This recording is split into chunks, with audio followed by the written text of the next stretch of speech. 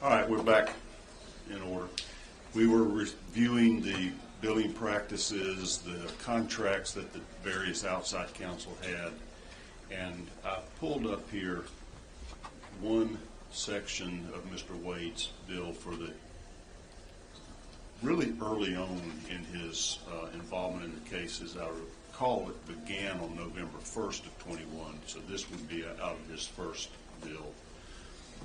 I see on November 5th, prepare case for pretrial, 24 hours on one day. What do you make of that? I mean, I thought it was astonishing that, you didn't sleep for 24 hours. I've been to trial. I've been to trial and had to work long hours, but 24 straight. But we did question him about that at the hearing, and he said that that's when it was concluded. So how he explained it was November 5th is when the work was concluded.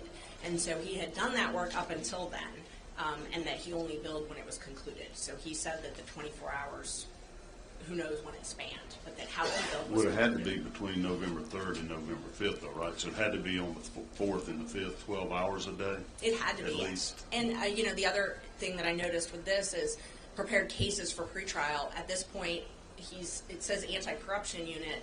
His two law partners are the conflict lawyers for the anti-corruption unit. So you've got it's like my husband couldn't represent someone who's adverse to me. Like my husband is my law partner. He can't be doing privilege review on a case I'm prosecuting. So he's consulting on anti-corruption cases for the DA's office where his two law partners are doing the privilege review at the same time. That plus the 24 hours are the two things that really struck out to me. So, but the only role he had was this prosecution of this election fraud. Yes, the only role. Okay, so when it says anti-corruption, that's the corruption we're looking at, election interference. Yes, he's never worked on any other case. All right. Let's see that other bill there, Senator Phillips. All right, so here's another one, if you can see that okay. This is the one we put up earlier. It looks to be much more specific date-wise anyway than just, those 24-hour chunks like that. Right. I mean, it's more specific, but it doesn't say what, like, just for example, team meeting and argument prep. Argument prep for what? I mean, normally when we do bills, we would say, argue motion to dismiss or argue whatever the motion is. Research. What are you researching? Researching statutory privilege. Whatever it is. Yeah. Now this one he shows date ranges when it's over multiple days. Like down at the bottom, 426 to 427, 18 hours. If I'm reading that right, or 16 hours. But on that previous one, he just has 1 day, 24 hours. Yes. And you say these are approved by Fani Willis. By contract, she has to approve these billings. Yes, she does. And those are approved by her. So if there were any questions, and as a lawyer, when we submit bills to clients, they regularly question, and I know when I've done appointed work, they regularly question that as well. You have to list exactly what you're in court for, exactly what you're drafting. You can't just say prepared cases. You've got to say, what did you prepare? What did you draft? So, the county, in Cobb County, for example, they make you actually attach motions. If you do like an appeal or something and you're billing for that, you have to actually attach it to prove that you did the work. I did go back at the break, though, and I have an answer to one of your questions earlier. I just wanted to clear up. You had asked me when the special purpose grand jury had convened. I looked. The state filed a response. So this is DA Willis's response that was filed on February 2nd. They wrote on this response to your motion to disqualify? Yes, sir. Response to my motion. On page 13, they wrote, shortly after his appointment in January 2022, District Attorney Willis petitioned the Chief Judge of the Superior Court to convene the Superior Court judges to consider her request for the special purpose grand jury to conduct an investigation into the facts and circumstances relating directly or indirectly to the possible attempts to disrupt the lawful administration of the 2020 elections of the state of Georgia. And they attached that exhibit. So you had asked me earlier when she petitioned. So it was, in their own words, shortly after his appointment. Okay. So this whole, the cases are about attempts to disrupt, because obviously Georgia certified Biden as a winner, and he got inaugurated, that following January, and this is years later we're having this whole investigation. Yes, attempts. And my client specifically is charged with attempt and conspiracy. So he's not charged with actually doing a specific act. He's charged with conspiring and or attempt, depending on which section you're talking about in the charges. Some of these itemized statements show drafting. Yes. Did Mr. Wade draft any documents to your knowledge, or No. prepare any legal documents at all? No, not that I'm aware of. And that Did would he be sign any pleadings as if he was the drafting attorney? no, and he's not the one that usually files them. Will Wooten is the one that usually does the filing. There's two other prosecutors that also do it. Alex, and I don't want to butcher his last name, starts with a B, but he does it, and then Grant Rude. Anna Cross has also filed pleadings, but not Mr. Wade. In your review of all of his billings, did you ever see where any of his time or bills were cut or reduced by whoever was reviewing them and approving them, either Ms. Willis or her deputy? No, I never saw any questions. And her response, or their office's response, doesn't indicate that that was ever done either. And your experience when you were doing like your public defender work, that you were reviewed and they cut your time? Oh my gosh, yes. Yeah, when I first left the public defender, I had a couple clients that were in the appeal process, because I was at that point I was in the appeals division when I left, and I didn't want their cases to linger, and I didn't want a new lawyer to have to kind of just pick up right when they were going to the appellate courts. So I kept some of them. Some of them the judges appointed me, and so I would be paid, I think it was $50 an hour, $45 an hour, something like that. And then some I just took pro bono, but I had to get those bills approved. I mean, they were regularly cut. On Mr. Wade's contract, he was allowed to bill, he was capped. He could not bill more than $35,000 in any given month. Yes.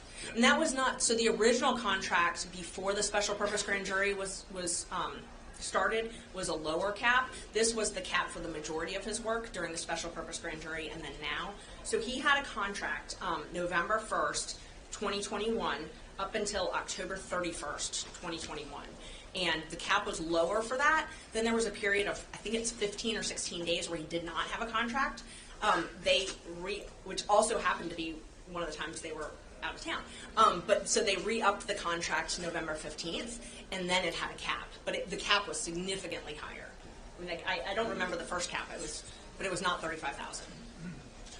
Here is a document you produced. I think you prepared this summary that shows all the payments that he received. Either I did this or this might have come from Fulton County purchasing. So that was produced to you from Fulton County as Yes. all the payments he received? Yes, this was produced from Fulton County, yes. And what's the total? Is that just, my eyes aren't so good. What that looks like 22 all the way through 23? Yes, 22 through 23. So so his first bill would have been paid in January of 2022. So he billed for time in November and December, and then you see those two bills. And so those were $15,000. I believe that was the cap. So in January he was paid for $15,000 for work in November, and then in December he had work totaling $15,000, and he was paid for both of those in January. That's why there's those top two invoices for $15,000. Yes, that's why there's those top two invoices. And they produced some other documents to me as well that showed which funds they came out of. So I was able to track which ones came from state seizure money and then which ones came from county general fund. And that was all before this grand jury was even approved. The grand jury was not approved until June of 2022. Okay, it was requested in January. It was, and I just looked that up at the break. So it was requested in January. It was approved in June. The order, actually. But what happened was they started picking, so it looks like they started picking the grand jurors on May 2nd of 2022, and they actually started hearing evidence June 1st of 2022. Okay, so lots of this time was way before he would have been having to question any witnesses or attend grand jury hearings or anything. Yes, he could not have attended a grand jury hearing until at the earliest May 2nd. You were talking about the experience and expertise of the three outside, I'm going to call them outside counsel, because they were not direct employees of the DA's office. Correct. Had Mr. Wade ever tried a felony case, prosecuted a felony case before this, to your knowledge? No. that he has never prosecuted a felony case. And I asked his law partner that, who had been his law partner for some time, that he had never prosecuted that. I also did some independent research in the metro areas where I knew that he had worked in Cobb County, so I looked to see if he had ever been filed as a prosecutor in Cobb County for felonies, and he was actually just a solicitor, and solicitors is, because you said not everybody may understand the difference between solicitors and district attorneys. We've got an ex-solicitor on this panel, so don't say anything negative about it. So he can tell you all about it. They prosecute misdemeanors on it, right? Yes, and in Cobb County specifically, they prosecute misdemeanors, yes. Okay. It looks like he's pretty much hitting the maximum that he was allowed to under his contract? Yes, most months he did. And this is through that block billing that was not specifically itemized exactly what he was doing or how much time on each task? Always block billed. He never itemized bills, never was specific. What were the caps for the other two special counsel? Were they also limited? I assume you've received their contracts, or did they have a written contract? They did. So they had written contracts, and I do have those, and they did have caps. They were significantly lower than Mr. Wade's. They do not currently have contracts, and I just found that out at a hearing because we had asked for that. We had asked for it in open records, and then I had subpoenaed it as well. Pretty much every subpoena I filed for the hearing, the state filed a motion to quash, including this one, and Ms. Cross was at the hearing, and she said, I can just tell you right now I don't have a contract. So I had thought, I was under the impression that they just weren't giving me that contract. I had no idea that they just didn't have one. So apparently right now Mr. Floyd and Ms. Cross don't have contracts. Do you think that was intentional so that they don't have to disclose how much they're earning? I think it was sloppy. Does Mr. Wade have a current contract? Yes, he does. I also think that, I think it may have been, I don't know if it's disclosure, but I can tell you that they've changed, since I started looking at this, they've changed what they put on the public documents. I used to be able to go to Open Checkbook and see every time he would get a check, and since I filed this, none of them have come out. So I don't know if he's not being paid anymore, or if he hasn't filed any invoices, but the invoices are due, I believe, 30 days after. So, you know, they regularly came up, but now all of a sudden they don't. Okay. So eventually you sought to disqualify Ms. Willis from serving as counsel and prosecuting Mr. Roman's case. I did. Okay. Can you pull up that motion? That motion was filed here in January, I think it was January 8th of 2024. Yes. What was your motion to disqualify based on? It was based on a number of things, but it was based on mostly the fact that Ms. Willis and Mr. Wade had a romantic relationship, and they had been traveling, and he had been paying for a lot of that travel. So there were a couple different things. She had not followed the statute. So the statute I referenced earlier, 15-18-20, said that you had to have county approval. She didn't have that. So that was one thing. There were also... You had figured that out through your financial records? Yes, I had figured that out through my financial records, through open records, through reviewing all the Board of County Commissioners. And I actually, to that motion, I attached, just on this issue, I actually attached a document showing how independent special counsel would normally be appointed. I'm sorry, special counsel. Because I found one where, and I think it's Exhibit, let's see. It's Exhibit J. I found one where Fulton County had actually been asked to approve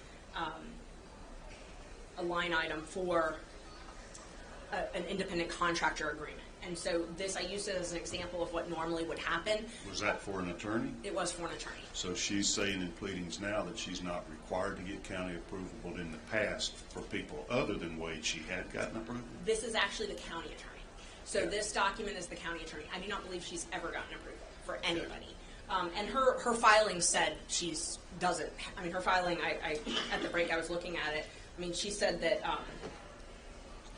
that I incorrectly contend that the appointment exercised by, and in parentheses, a state constitutional officer must be followed by an approval of the local government's Board of Commissioners. And she says over and over again that I'm just wrong, that she doesn't have to because she's a state constitutional officer. So that was their position, that she doesn't have to. So is that one of the grounds for your motion to disqualify these, let's just call them financial irregularities, that she had not complied with the state law or county policy of getting prior approval? Yes, that was one of the primary bases.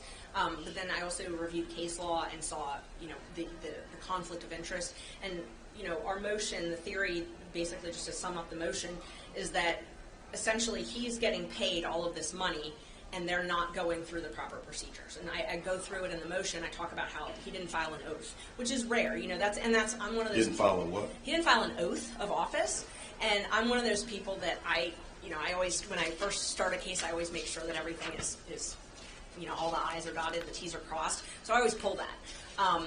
Anytime I've only ever had special counsel twice, and it's been people who were not paid, who were district attorneys in other jurisdictions who took the case on, which is the normal process in the state. But I've always pulled that just to see that they're sworn.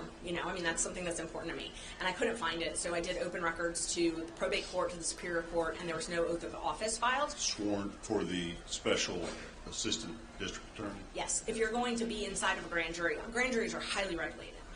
I can't just go in a grand jury. None of us can just go into a grand jury. So you have to be a sworn officer of the state to actually be in there, particularly to present evidence. And so I wanted to see if he had taken an oath. And that's something that, you would file. It should be publicly available, not something that's really, highly contentious or secret. And there wasn't one. So, once I learned that, I was like, why are they not filing an oath? This is odd. There's no public approval of these contracts. There's no oath of office filed. This is different.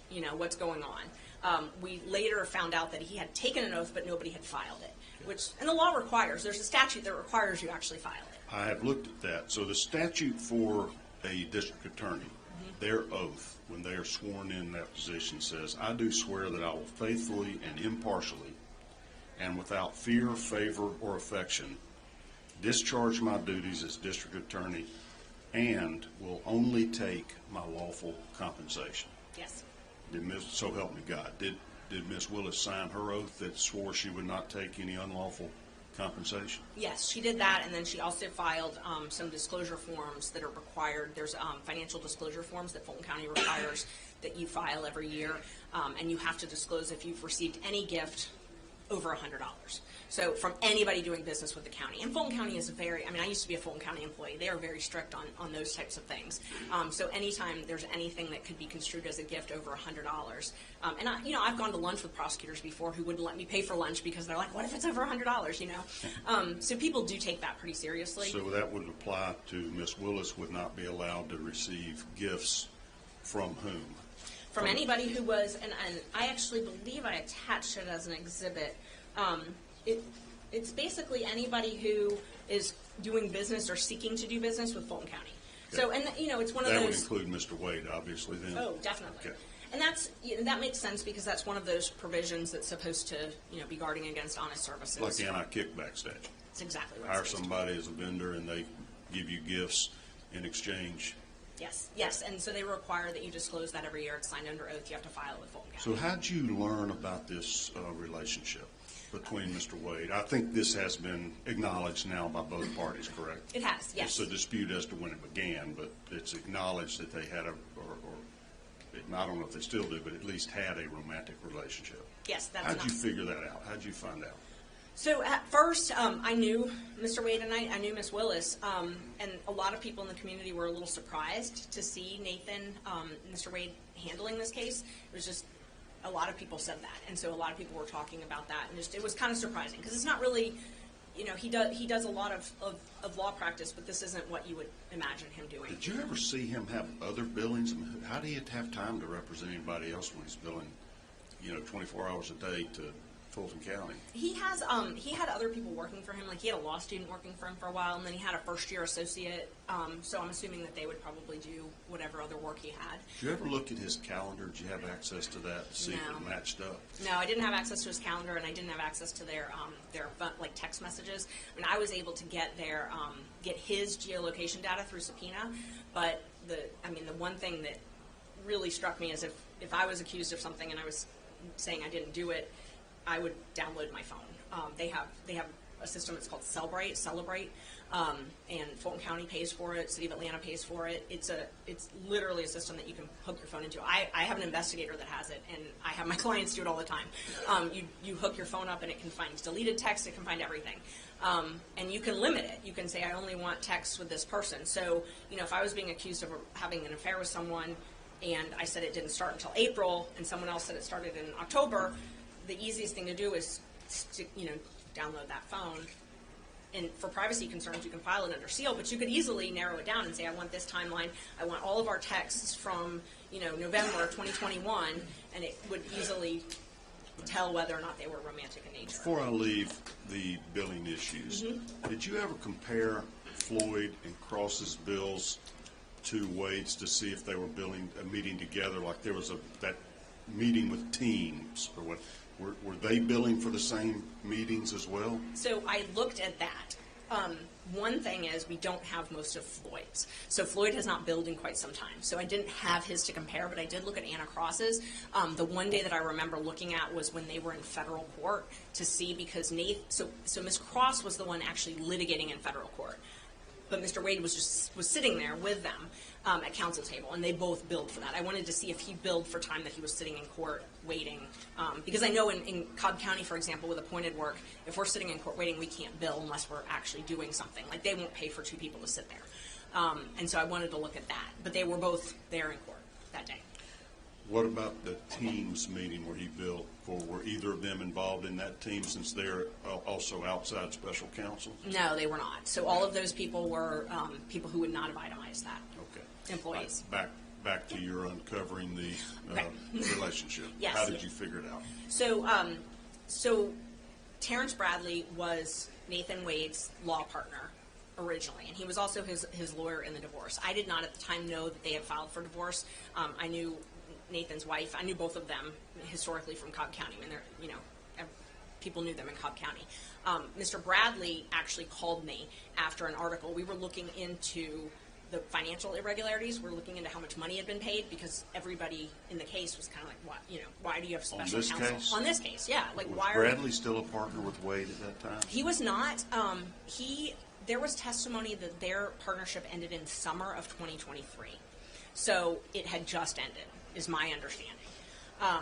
And it's kind of unclear, like, what month. The testimony is very unclear as to when they actually. I have when they dissolved. I think it was September, but it's very unclear as to their partnership. And I will say their partnership was a loose partnership. They had a partnership with the bar, but they all had separate legal entities. So each of them were filed as the law office of Terrence Bradley, law office of Nathan Wade. They had some joint bank accounts, but then they had some separate bank accounts. So I don't really know the exact structure. It was a very loose type of organization. But they were working together. And so Terrence actually called me. He had seen an article where I had done open records with another lawyer, Manny Aurora, and we had uncovered how much money everybody had made. The news had gotten wind of that, and I later learned that the news had open records to get all of my open records. So every time I would get something, the news would get it, because I wondered how that happened. But so that somebody published that, and I had done some more open records. And Miss Willis actually called Mr. Bradley when I did these open records and said, they're looking into us. And he called me because he was worried about it. And so we had a conversation, and he actually asked me, do I need a lawyer? What's going on? What are you investigating? What's the parameters of this? And we had a conversation, and I said, well, my interests are different than yours. I represent Mr. Roman, so I can't advise you. That would be a conflict. He asked if John, my husband, could, and I said, no, that's a conflict too. If you feel like you need somebody, you need to talk to someone else. At the time, that was early in September. I had court in Cobb County, and I ran into Mr. Bradley. I was in Judge Harris's courtroom. I think it was either September 11th or 13th. I checked my calendar a week or so ago, but it was one of those dates. And I was taking a plea in front of Judge Harris, and Mr. Bradley was also there. Another lawyer who ultimately represented Mr. Bradley at our hearing, B.C. Chopra, he was there in court also. And then a friend of all of ours, who's a district attorney, his name is Bert Cohen, he was taking the plea with me. And Bert and I have known each other for a long time.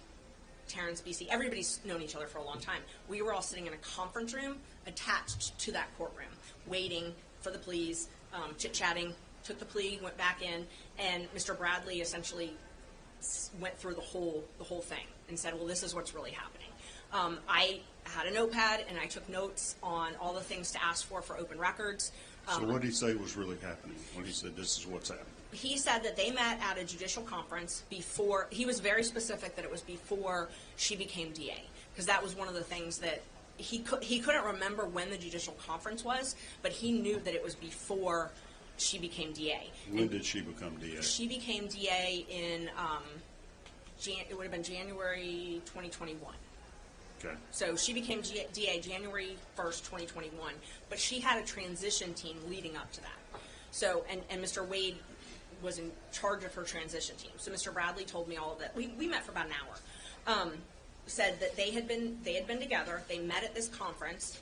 Nathan was still married, and Mr. Bradley was upset because of what happened in the divorce. He was upset because they were still married. You know, the Wades were still married, and he essentially just left her after meeting Miss Willis and dropping the kids off at college. So. And Bradley was Wade's attorney in that divorce action you're talking about? Okay. Yes, I didn't know that at the time. But they were law partners. They had been, yes. Okay. And I actually don't know if he was still his attorney when he talked to me. I don't know if he was or not. Right. Because at some point, Mr. Wade represented himself, and then he hired a different lawyer. So I didn't know anything about the divorce at that time. So Bradley did not like the way Wade had treated his wife. He did not. But he represented him. He did not like the way he had treated his wife. He didn't like what was happening in the divorce proceeding, yes. Okay. And, I mean, I remember specifically him saying, you know, I handle my business, things like that. Like, you know, that I don't leave my wife without alimony. Because this, and we talked about it. I mean, Miss Wade had been a stay-at-home mom for, you know, they'd been married almost 30 years. And literally it was right after they dropped their youngest off at college that he said, you know, move out, you know. And so we went through, you know, I was obviously interested in, wait, what's happening? Walk me through this. And so he was telling me about the access cards, you know, that Mr. Wade had access cards, telling me about the contracts, told me about their contract, that they had that Nathan had brought them the contract for the first appearance hearings. They had a contract for that. We didn't talk about that yet. That they had the contract for the taint work, and then ultimately that Nathan was hired as the attorney on this case. That they had been dating before, and he told me, you know, they met at hotels. He would go to her place. And I remember him saying, you need to find her bestie who they had a falling out. That's the person whose condo it was that they would meet at. And did you later determine who that bestie was? Yes, it was Robin Yurdy. It was not until sometime later that I determined that. It was very difficult to determine who that was because he did not remember her name. But he knew her by sight? He did. Did he later confirm to you or identify who she was? Yes. So I had sent him a couple pictures, or showed him a couple pictures of some other folks or This names. was in January of 24, right before your motion? It was. It may have even been after I filed the motion. It was around the time. It was either before or around the time, but it was in January. I had gotten some open records requests from the DA's office. They had a contract. Yep. We just put on the screen There it is, some perfect. of the text messages that you produced to us. Yes. This yes. is from your phone. It is. And so You're talking to Terrence Bradley, I see over there on the left. Yes, and so when you see on the 14th, that one that's right in the middle that says file attachment with MIME type, that is a picture of her. So it doesn't show up on this, but it's actually, there's a picture of So her. while you're texting, you're shooting him a picture to see if he can identify Robin Yurdy. Yes, yes. Did he identify her? He did, yes. He said, yes, that's her, that's the East Point. And he thought the apartment was in East Point. I later found out it was in Hapeville, but those are very close in close areas. So he knew they would meet at that apartment? He did, yes. He knew all about it. And it was hard to find Miss Yurdy. What happened, and she was Robin Bryant, and then she got married and was Yurdy. I did an open records request for a contract that the DA's office got. It's called Critical Mention. She has I guess he's an attorney, but he's sort of in charge of communications. His name is Jeff DeSantis. Right after Ms. Willis had opened the investigation in this case, that same week, he contracted a company called Critical Mention, which is a media monitoring company. They put a dollar figure basically on your media presence, and they give you these analytical reports. And they say, you know, hey, you did great on MSNBC. That's $1 million worth of, you know, stuff for your brand. The Fani Willis brand is doing well, or you know, this phrase is doing well, things like that. She had an employee in her office that was responsible for promoting her image, her publicity? She had a publicly funded contract for this. So Jeff DeSantis contracted or called this company, and it's in the emails. I think I provided those as well, but contacted Critical Mention and said, we need to hire you to do media monitoring. And it was the same week that she had sent the letter to Raffensperger and Kemp about this case. Said, we need to have a contract to do media monitoring. Got $10,000 approved, paid $10,000 for a year contract for an annual contract. Who approved that? Jeff DeSantis' email said the county approved it, and his emails indicated that it was hard to get approved, that he had to really push, I think is what he said. There's some language to that, but the county paid for it. Do other DAs do that? I'd never even heard of media monitoring. I didn't even know it existed. No. It was very shocking. But so I got some of the emails about this media monitoring. So I did open records, and again, once I got them, they shut me down and wouldn't give me anything else. But so these emails have attachments, they're PDFs, and you can see in the emails the hyperlink to them where you can actually see the analytical reports. That's what I wanted to get, and obviously nobody would give those to me. But these emails showed a trail where two people in her office, so Miss Willis, Mr. DeSantis, and then Robin Yeardy, were the ones that had access to this Critical Mention profile. It's a platform that you can log into and see, how am I doing in the media. What was Robin Yeardy's role in the DA's office? She was a liaison between the news organizations. So she said that when CNN, MSNBC wanted her on, they would call Robin and she would coordinate it. She would do her hair and makeup, and then she would coordinate her interviews. But so how I found Robin was I'm going through these emails, and all of a sudden I see an email from Mr. DeSantis saying, take Robin off of this account. She's no longer with the office. And I was like, oh, I wonder if that's her. And so I found a picture of her, and I asked Terrence, is that her? Because I found out she had been fired or been let go or had quit or whatever it was.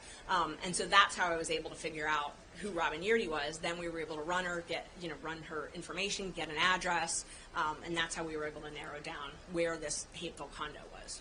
So that's where basically Miss Willis and Mr. Wade would meet for their relationship. Yes. But Mr. Bradley told me at that first meeting that they would meet at hotels. He told me about a lot of travel. I mean, he detailed, he detailed a lot of stuff. He said that they traveled to Texas, they traveled to Florida, a lot of different travel. He said Belize. He specifically said Belize, a cruise, the Bahamas, things like that. And you were later able to verify that through other subpoenas or open records requests or whatever? Yes, I was. I was able to, I subpoenaed bank records, I subpoenaed credit card records, and then I actually subpoenaed the travel agencies that Mr. Wade used for some of those trips. He used, two of the cruises that they took, he used a travel agency. So there was a cruise to the Bahamas, I got through a travel agency. There was a trip to Aruba that I got through the travel agency, and then there was another cruise, I think that one's to the Bahamas also, that I got through a different travel agency. And then his credit cards were the ones that showed all the Belize trips. And they showed that he was buying the tickets for both himself and Miss Willis? Oh, yes, the credit card statements. So because I guess he used a travel agency, his credit card statements actually had her name and seat number and all that on it. Okay. So, there was no disputing. Clear it was paid for by him on his credit cards? Yes. Oh, yes. Is this the document you gave us from the Capital One there? It is, yes. And there you can see, so Clara Bowman is Mr. Wade's mom. So this was the cruise that happened October 31st, around that date. Mr. Wade paid for Miss Willis, Mr. Wade, and then his mother's plane tickets, and then also their cruise receipt. I think that one was Royal Caribbean. Okay. So your summary here showing the trips, we know that in late October they took a cruise to the Bahamas, and this is from his financial records. He paid for this for both tickets? Yes, this is from his financial records, and I tried to be, there were a lot of Ubers and things like that. I did not include things like that, right. that I wasn't positive. I wanted to be under-inclusive, not over-inclusive. Right. And then you show the trip to Aruba, another one to Bahamas, one to Belize, one to Napa Valley, California. Yes. These are all from October 22 up till May of 23. Yes. Okay. This is a document you produced to us? Yes. This summary, is this something we prepared? No, it's a summary. Okay. And so you discovered that and verified its accuracy through these credit card receipts, et cetera? Yes. Oh, yes. Okay. Do either of them deny these trips occurred? No, not at all. And so is this the impropriety, the financial impropriety of getting financial benefit from the job, that he's paying for her way on these trips with money Yes. that she's paying him and approving? This is the what I would call undisputed. You know, some of the other stuff on his credit cards, it looks like there's trips to Charlotte and Florida and other things like that. But this is what we could undisputed say was with Miss Willis.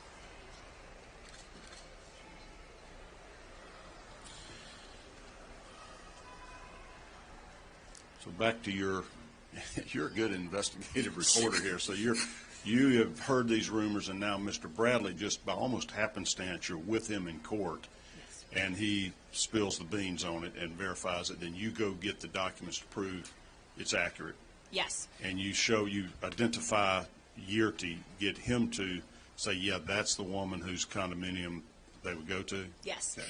And you know, I developed it. You joke about my investigator skills. I've done public defense most of my career, you know, at some point or another, or pro bono. It's hard to get money for investigators, so I've learned how to do a lot of it on my own. And, you know, I dig a lot on things. So, and I do like to use the Open Records Act, so I was able to do that and get a lot of information. But what I did was I compiled all of the information Mr. Bradley gave me, and then I did various open records requests based on it.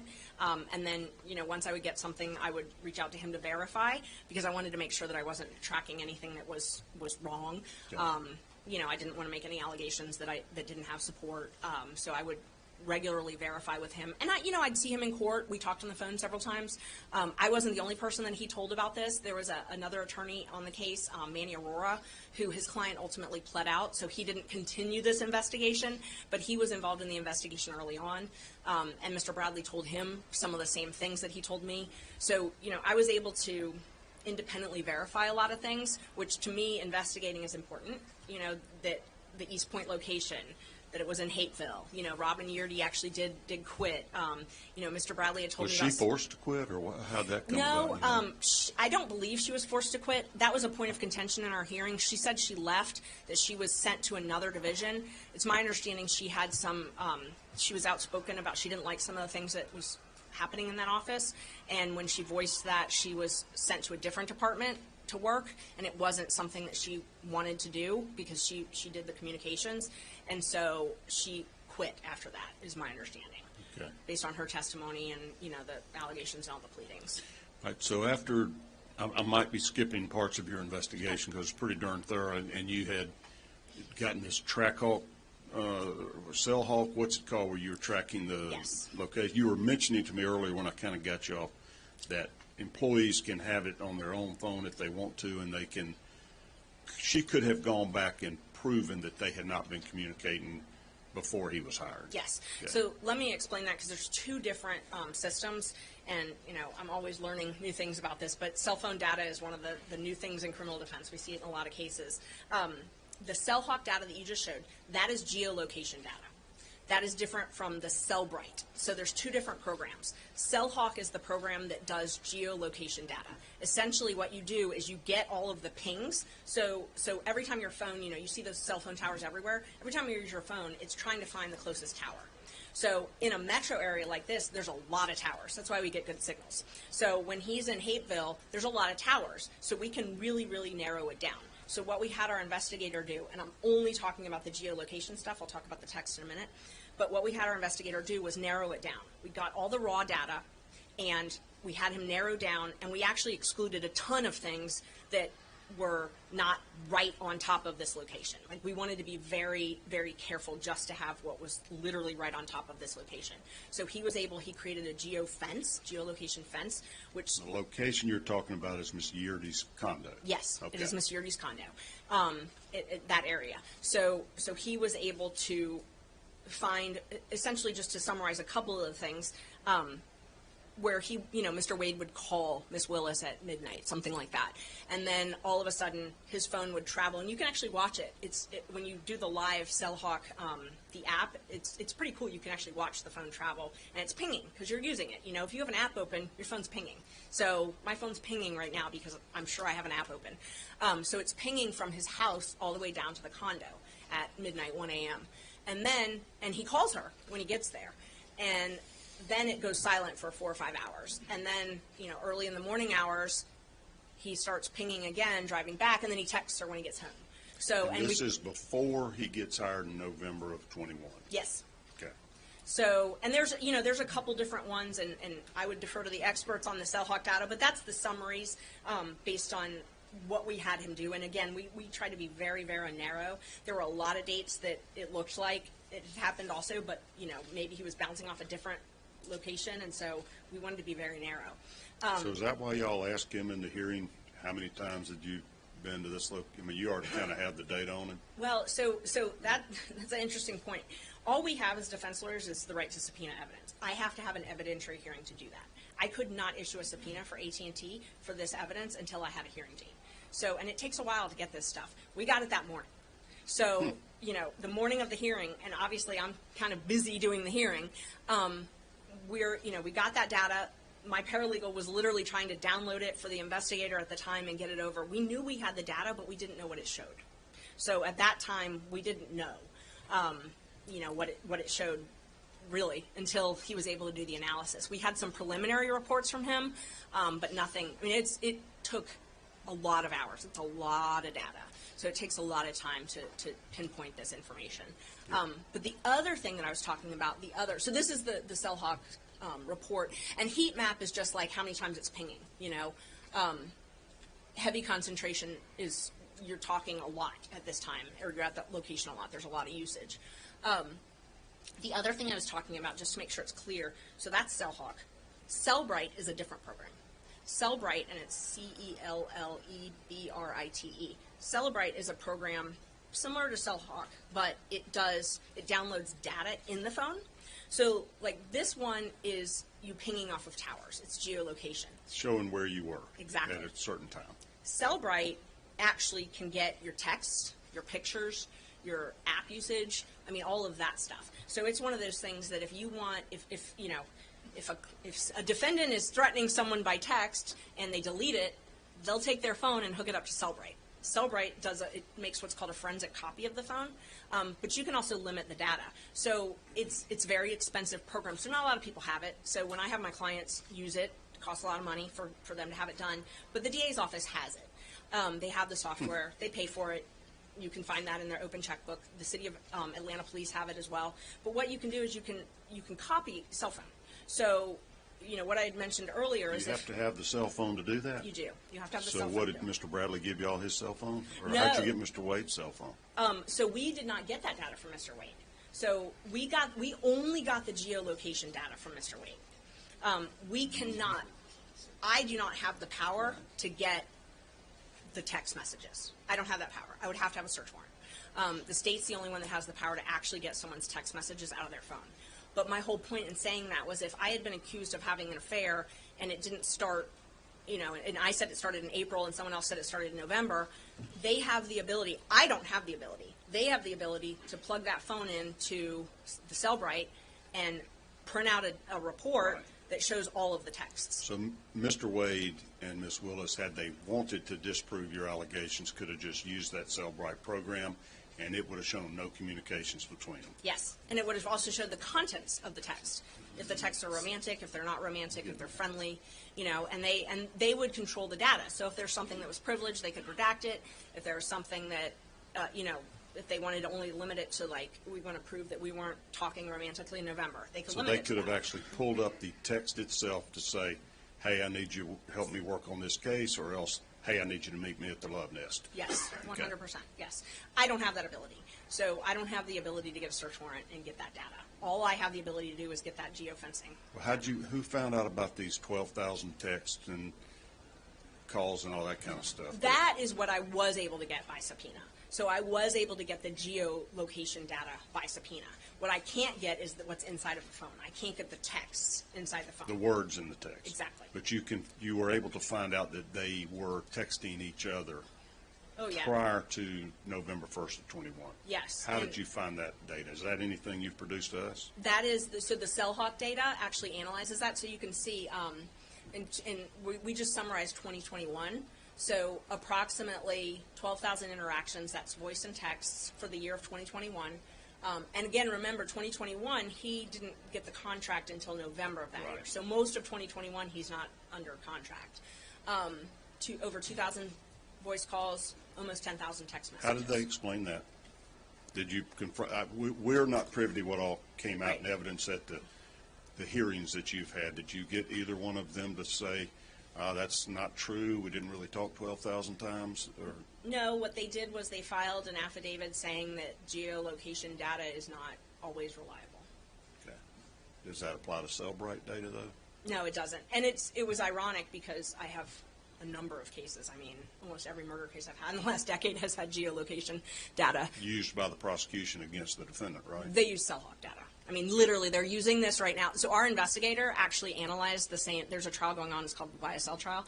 There's the same data being used in that trial, and our investigator actually analyzed it for them in that case. So, I mean, For them, you mean for the Fulton County DA's office? no, for the defense looking at that data. So the point is, they're currently using the same data in another courtroom to prosecute someone, but their defense in our case was that it's not reliable. Okay. Got it. And did your Cellbrite data come in? The existence of the cell phone calls? No, so the Cellbrite data, that would have to be voluntary on part of the DA to actually So they could show you that to disprove your allegations? 100%.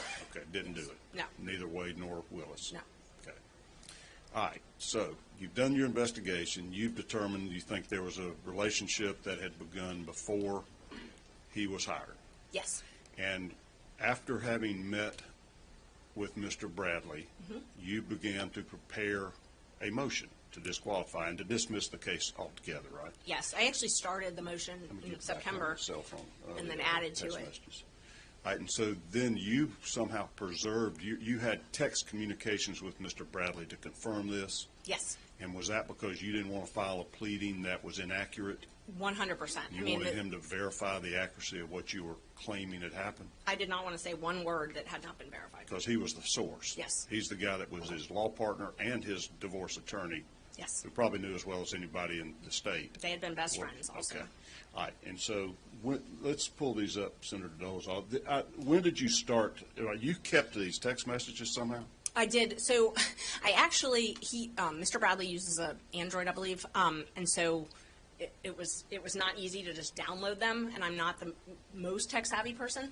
I also, there's a lot of texts that just went into things that I didn't think, I thought would just embarrass people and weren't relevant. So what I did was I screenshotted the texts that I thought were relevant. I tried to use those in court, but the prosecutor kept objecting and saying I was hiding things because I wasn't showing all of my text. So they just kept on and on for days saying I was hiding things, and I explained to them, I let them look through my phone, they scrolled through all my texts. Who's they? It was Adam Abadi was the prosecutor. Okay. So he just kept saying, you know, that I was, where's the beginning of that text? Where's the thing after that? Where's the other part of that text? These aren't complete. You know, rule of completeness, kept objecting. And I had just screenshotted the texts that I thought were highly relevant, but weren't slanderous, I guess. I don't even know the word. But, you know, there were some that like, you know, that Miss Willis's daughter had failed out. Like, things like that. They were just ugly. They didn't need to be admitted. Oh, yeah, I read that. I had tried really hard to just screenshot the relevant ones, but they kept saying that I was hiding stuff and I wasn't showing the whole thing.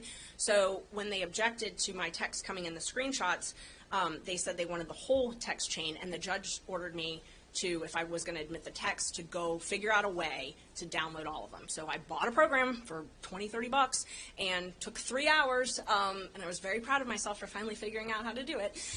But I was able to make a copy of it and then redact our phone numbers. So this actually showed like when they're read, when they're viewed. What were you, all right, so up there on January 5th at 9:50 a.m. Mm-hmm. You're asking, what do you, read the question. So I'm asking him, do you think it started before she hired him? You're talking about the affair. Yes, the affair. And what's his response? His response was absolutely. It started when she left the DA's office and was judge in South Fulton. And so, you know, these are things that he had told me, but I was getting ready to file. My filing deadline was the 8th. And as we're doing this, you know, I'm fact checking line by line. basically. Right. So did you send him a copy of your proposed motion? I did, and I actually admitted, so at the hearing that we had, I was able to admit the email where I sent him that. So I sent him a copy of the motion that weekend when I was I wanted him to review it, and then he had a text. He didn't write me back by email, but I submitted my email so that the court could see exactly when I sent it and when he responded, and then he responded that everything looked good. Because I asked, I said, I'm sending you this motion, I need you to look at it, and then he responded that everything looked good in it. Right. He actually told me at first he wanted me to make some changes because I had not included the information about how much money he had received. I had only included the information about how much Wade had received, and I didn't know that it wasn't really highly relevant to my motion, but he was like, oh, that's going to tip them off that I'm talking to you, and he did not want anybody to know that he was talking. He was very concerned about what. I'm going to let you just read through this chain. Okay. All right. We left off up there. Absolutely, it began before it began when she was a judge in South Fulton. When was she a judge in South Fulton? She became a judge in August of 2019, and I did an open records. I first asked. I first did an open records, and they said no. So then I subpoenaed the records for the judicial conference, the municipal court conference. So she was a municipal court judge. They were both municipal court judges. So I got the. Who's both? You mean Wade was the judge at the time also? Wade was a judge. He was actually a speaker on the panel. It was October 2019. So I found online an old agenda where he was speaking, and Terrence Bradley had told me that they met at a conference where Wade was speaking and Willis had gone. So I knew that. So and it was in person. So I could narrow it down because of COVID. I figured out when COVID happened and when, all the conferences went virtual, narrowed down my timeline. So I searched for this specific time period, which is when Bradley had told me the relationship started. And when was that conference? It was October 2019. Right. So I found the agenda for that. So then I reached out to the municipal court judges CLE group and said, here's an open records request. I would like a list of attendees because I wanted to verify Ms. Willis went there because I was trying to fact check. And they said no. So I subpoenaed them and they gave it to me. I also subpoenaed. Was she in attendance? She was. Where was that conference? It was at Lake Lanier. Yeah. I also did an open records request to the city of South Fulton because I know that they have to sign off if your judge is going to go to a conference. So I did an open records request to them to make sure that they had actually sent her to that. So I verified from two different sources that she attended that conference, and that matched what Mr. Bradley had told me. All right. So is that a part-time job, a municipal court job, a judge? Yes, okay. It is. So Wade could continue practicing law and do that on the side? So she was a full-time, but Wade is a part-time, and Wade only did maybe once or twice a month at most, because he was in the city of Marietta. I mean, he was a fill-in judge for that. That wasn't his. Okay, so you narrowed it down to that's when the relationship began. Let's scroll through here for us, and I can't read that green line. What's okay. the next? If you don't mind, just sort of No, read of us course. through. It says, is this accurate? And this was again on So January. when you're saying, is this accurate? You're going over this brief and saying, I'm about to swear this in court. Will you verify it's accurate? Yes. Okay. So at that time, I was going through the actual statement because I was trying to figure out how to say it, and so I said, upon information and belief, Willis and Wade met while both were serving as magistrate judges and began a romantic relationship at that time. And he corrected me and said, no, it was municipal court. You had said magistrate court, and he had said no. Right. Okay. And I slipped up. I should have said municipal court. I knew that. So you say thank you. What was his response after that? Now, this is 12-something p.m. on January 5th as you're getting your pleading ready. He said, you can't put where they met. Not many people know that. I might be one of only, not even Chris Campbell. Chris Campbell was their other law partner. Yes. Okay. And I did not disclose Mr. Bradley in my initial filing. I didn't until the state forced me to. Why was he afraid to be disclosed? Just because of his relationship with Wade, or was he afraid of these people, or just didn't want to betray them, or what? Multiple reasons. I mean, it's the district attorney in Fulton County. I didn't really want to go, file something against her. It's not exactly a fun position to be in. Also, I mean, they have a lot of mutual friends. I'm sure it wasn't a fun position to be in, to be outing a friend of yours, But the attacks, I mean, it's a small legal community. Were you able to get this into court? Because Bradley, I saw some of his testimony, all of a sudden can't remember anything about anything now. Were you able to use this to impeach him and show that he did know precisely what happened and when? Yes, and he changed his testimony somewhat. At first, when he first testified, he testified that he had never discussed this with me. And Then you showed his text messages where y'all discussed it. well, at that point, that caught me off guard. So, I didn't expect that. So then I pulled my text messages, and I had some screenshots of them just in case. And I told his lawyer, do you want to look at my text messages? And so then he later came back and testified that yes, he had. Kat told you that? Yes. Okay. And did Wade testify at any of these hearings? He did. Did he acknowledge the relationship or not? He acknowledged the relationship, yes. Before he was hired? No, he did not. So before I filed the motion, nobody acknowledged any relationship. So I filed the motion on January 8th, and then on Martin Luther King. Walk us through that. What were the grounds why is it you feel like Fani Willis should be disqualified from continuing this prosecution? Yeah, and these are things that I alleged in my initial motion that was filed on January 8th. I outlined this. My client in particular was not part of the special purpose grand jury. They did not recommend him to be indicted. He was not a subject. He wasn't part of that. So he was added on. That's interesting, because I remember hearing that the special grand jury had recommended prosecuting like 40-something people. They had. He yes. was not even in that list of 40? He was not. And they didn't take, or they, as in Fani Willis, did not take the advice of her own special grand jury as to more than half the people they wanted prosecuted. Subsequently, there's been a book that was published that called Find Me the Votes, that authors had exclusive access to her, and so all of her theories in how to indict people and who to indict was explored in that book. So from that, I was able to learn that she cut a lot of people. I Was that because they cut deals with them, immunity deals? Or? Some of them were that. Some of them I just don't think she wanted to bother with.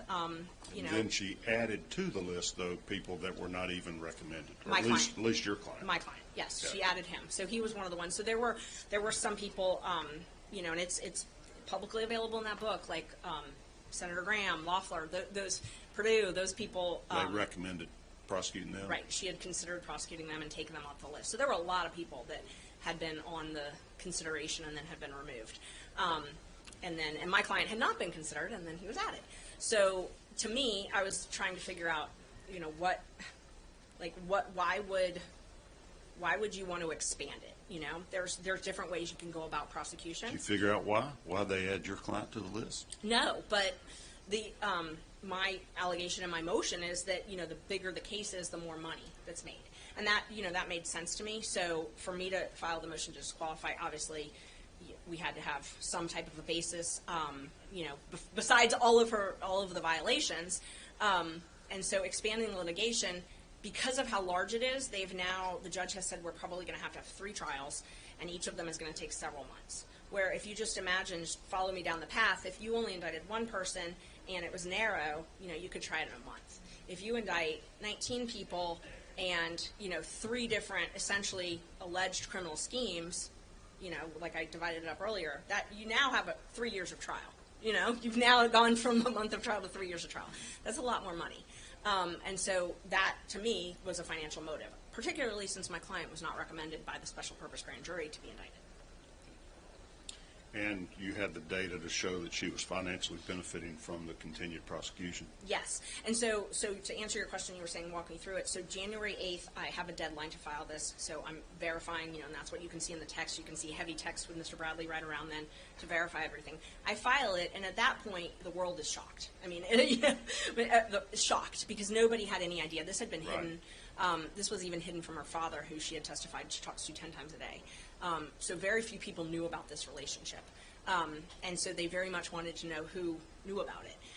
Mr. Bradley, that next weekend, he gets some calls about, he gets a call, trying to fish to see if he's the leak, is what it was couched as. He gets a call from a gentleman named Gabe Banks, who ultimately represented Chris Campbell he filed a motion to quash against Chris Campbell, who's the law partner. Gabe Banks' wife works for the DA's office? Yes, he does. She does. Works for Fani Willis? Yes, and I've not gotten it. I've not open records it, but I have been told that Mr. Banks also has one of these special counsel contracts. Again, I have not open records that, not part of my case. But so he calls Mr. Bradley, and Mr. Bradley calls me and another friend of ours. Her name's Cindy Yeager. She's a district attorney in Cobb County, and he was upset. I talked to him. It was, I believe, a Saturday night, and I could tell he was upset by his text. I left my kids and went and talked to him because I was worried about him, and he took it as what he described to me as the first shot against the bow. That they were trying to figure out if it was him, and they were trying to silence him.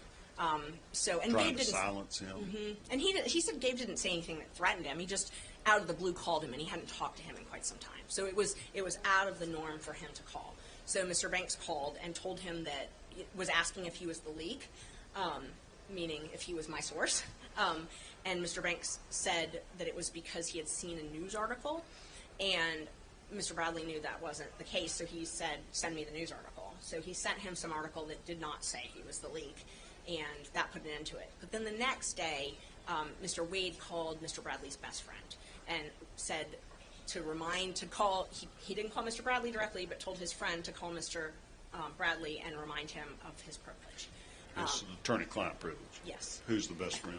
Can you tell me? I'm not, he told me his name, and I'm not positive.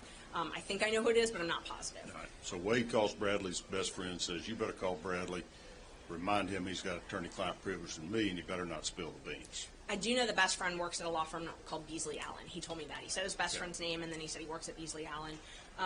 And he was pretty upset about it, and it was the same day of Miss Yeager's birthday, so he didn't want to call Cindy, but he was upset, so he called me, and we talked about it, and we were both pretty upset about it, because it seemed, why... Tampering with witnesses. It just seemed like tampering, and it's just, it's just an uncomfortable position to be in, and all of us were kind of worried how the state would react to all of this. But at that point, it's still... Did he interpret that as Miss Willis trying to intimidate him from revealing this affair? Or Mr. Wade. Okay. He took it as intimidation, yes. All right. Because what he called it as is the second shot across the bow. Those were his words. So he said first shot across the bow was Gabe Banks, second shot across the bow was Nathan Wade calling. Okay. So that's how he interpreted it. But at that point, I had not disclosed him as the witness, as the primary source. So nobody knew that, and I was trying to protect him as much as possible, just because I knew he didn't want these calls. It's not something that you want.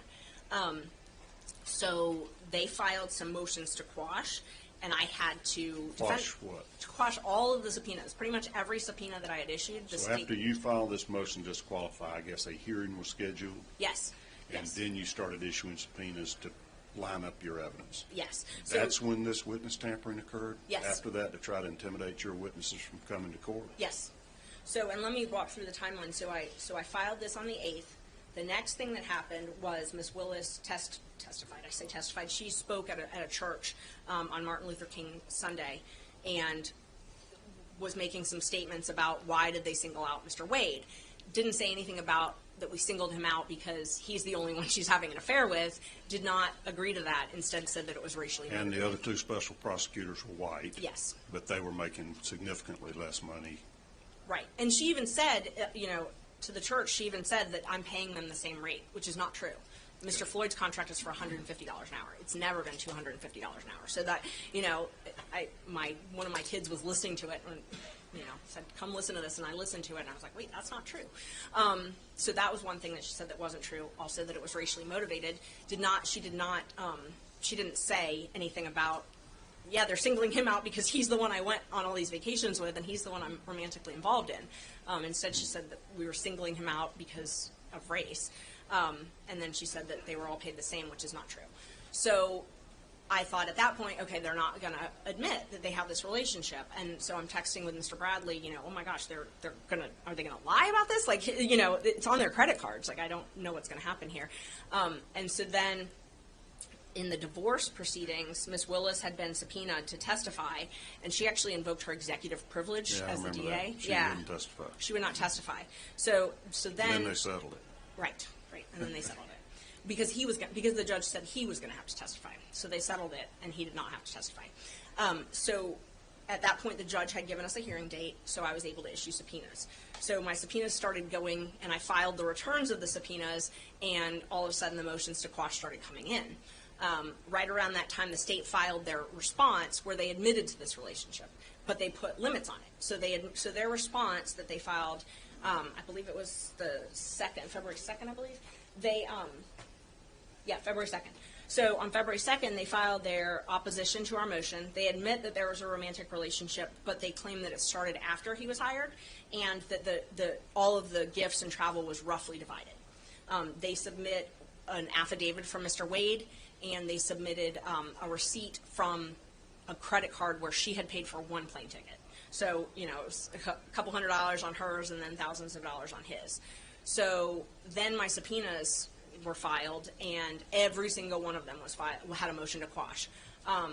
And they kept saying, I don't have a good faith basis, I don't have a good faith basis, kept very harshly saying that I was making this up and nobody had told me this, and it was, gossip, and I was lying and I should be sanctioned. So the court held a hearing on their motions to quash, and I was forced to disclose Mr. Bradley as a witness, which I did not want to do because I was worried, because I knew they had called and all of these things, but I had to disclose him as a witness. And so at that point, I was still talking with Mr. Bradley fairly regularly, but that then changed. Okay. So you're waiting on the judge to rule on your motion to disqualify? Yes, sir. In summation, the grounds for that are what? That this is improper for a prosecutor to have a relationship with the special prosecutor? Yes, it is a conflict of interest. Okay. And that's because of the financial benefits, or just because? Mainly the financial benefits. There's a couple different aspects to it. We've also alleged some other misconduct because the prosecutors aren't allowed to publicly condemn an accused prior to trial. And she made a speech at a church and said this was racially motivated, talked extensively about the clients being guilty. She testified at our hearing that our clients were guilty, that my client was, guilty of trying to, I don't even remember, subvert democracy or something. But she's made a number of public statements condemning their guilt, which is not allowed. That's inappropriate conduct for a prosecutor? Very much so. And there's case law on that. There's bar rules on that. So there were a lot of public speeches that were made along the way. And, they're you can kind of follow them through this media monitoring company. But so she makes these, and then she got disqualified from prosecuting another person she wanted to prosecute. For making public statements? It was for a fundraising. She had thrown a fundraiser for his opponent, his political opponent. Right. So when that happened, you sort of see her press stuff dwindle a little bit. So she stopped making as many public comments. But then when this motion came about, she made the church speech, as I'd call it, where she's, calls me and my client racist, and says, it condemns their guilt. And then she also gave interviews to this book. I don't know, the timing was just, it was just nuts. But the book came out right around the time that all this was happening, and it's called Find Me the Votes. And that came out in 2024, you're saying? Uh-huh. It came out a month ago, if even. And she literally let the authors of this book in when she was deciding how to prosecute this case, who to indict, who not to indict. I mean, their whole thing is that they had unfettered, behind-the-scenes access to her thought process and stuff. So, and she's talking about all of this, that they're guilty. But the big thing for the forensic misconduct is she's in the church speech, she's saying, and she does this in the book too, that God has told her to prosecute them. So the theme between these two things is that God told her to do this, and that she is doing the will of God by prosecuting our clients. And that is... That's unethical. In my opinion. All right, so there was, I'm trying to recollect what I remember reading in basically the Atlanta newspapers about all this, because this was new to the state Senate as well, because all of this began on January 8th, which is that the day we started, 8th or 10th or something? It did, and it was the day session began, and all of a sudden these bombshell allegations come out, and I think that was the motivation for our Senate resolution forming this investigative committee to say, let's find out if this is true, independently of all you guys' legal issues or whatnot. So I remember she wouldn't testify in the divorce case. But did you subpoena her to testify in your motion to disqualify? Yes, and she filed a motion to quash. She refused to testify, but then she came to court and did testify. Yes. Okay. And in that, as they were arguing the motion to quash. I wonder, okay, so in that testimony. Did she deny the start date of this affair? Yes, she said it started in early of 2022. There was some discrepancy between them, a month or two here and there, whether it started. Generally, it was around March, is what Mr. Wade and Ms. What are the Willis. consequences for an attorney to give sworn testimony that she did if you're Bradley, what is it, Yerke? Yerty, your Trackhawk data, your other independent verifications are found to be truthful? It's a crime. It's a felony. You'd lose your license. It's perjury. Same for Wade. Yes. And we have rules that are one of the, outside of privilege and confidentiality, we cannot suborn perjury. So if I have a client who tells me I did it, I can't put them on the stand to say I didn't do it. Okay.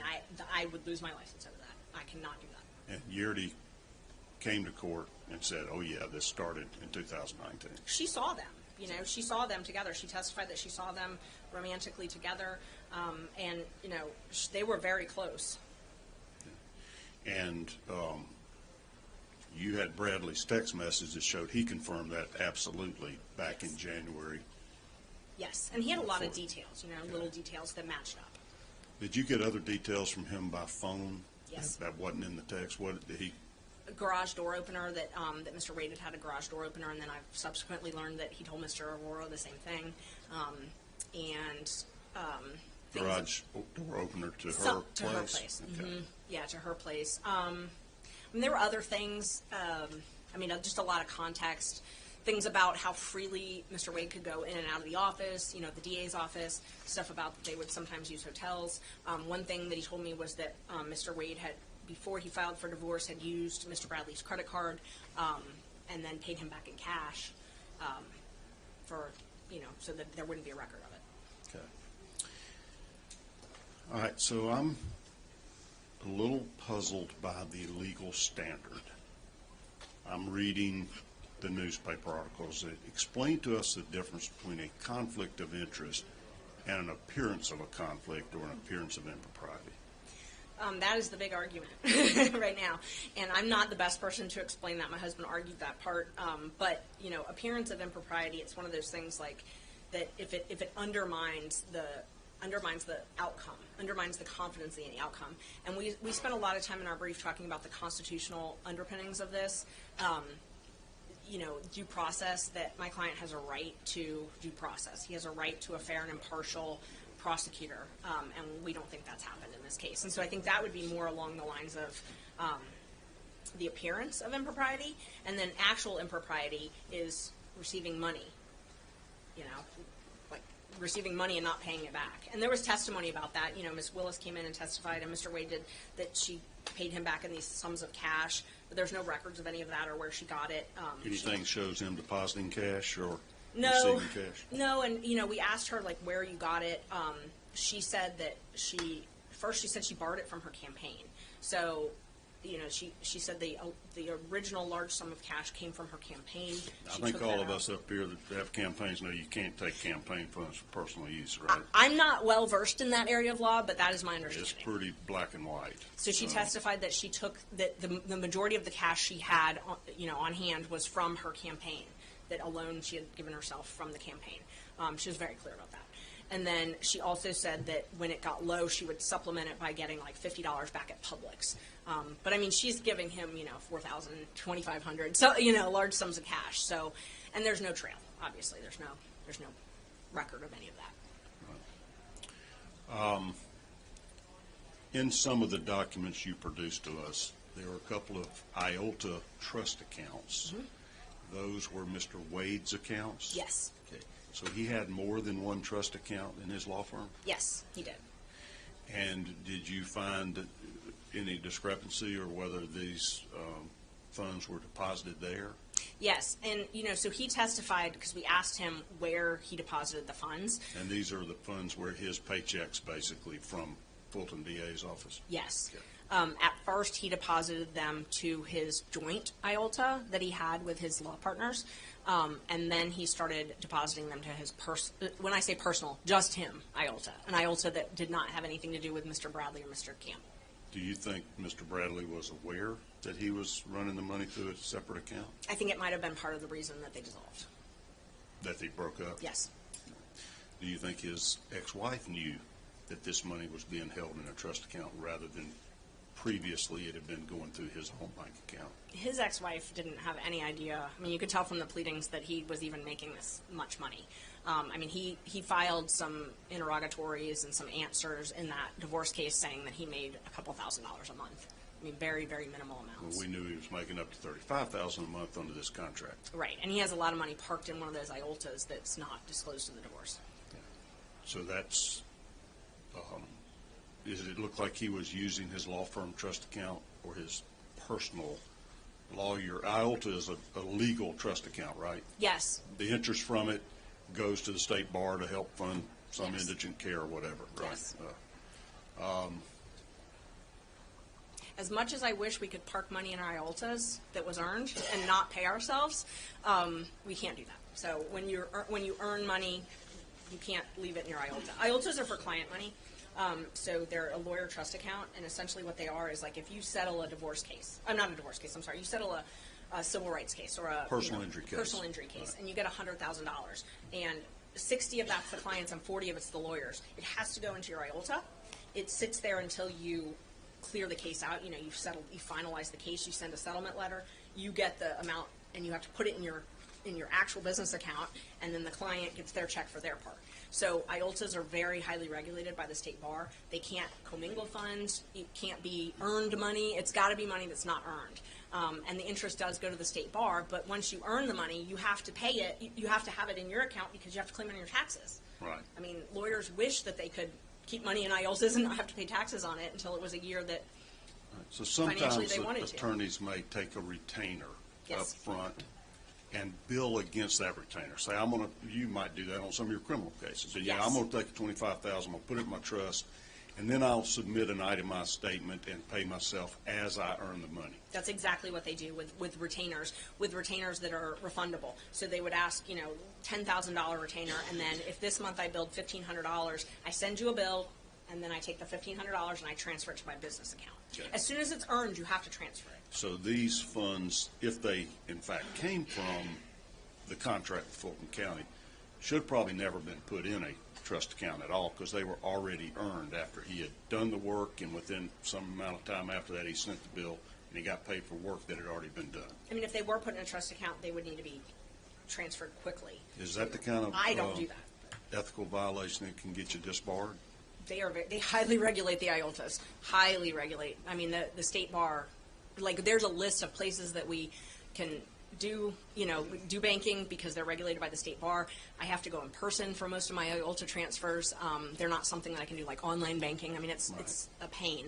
Okay. But yeah, so they're highly regulated, and we know these were deposited in his IOLTAs because the back of the checks for Fulton County show where they were deposited. And have you asked him about this? Has he given any explanation for why he ran this money through a trust account? Or is it still in there? We don't. I mean, the last I knew, he didn't give any explanation. I mean, he just said that he pays for everything through his business, and then he basically just said his accountant figures it all out. Okay. I know you have a court appearance this afternoon. You've been Yes. very patient with us.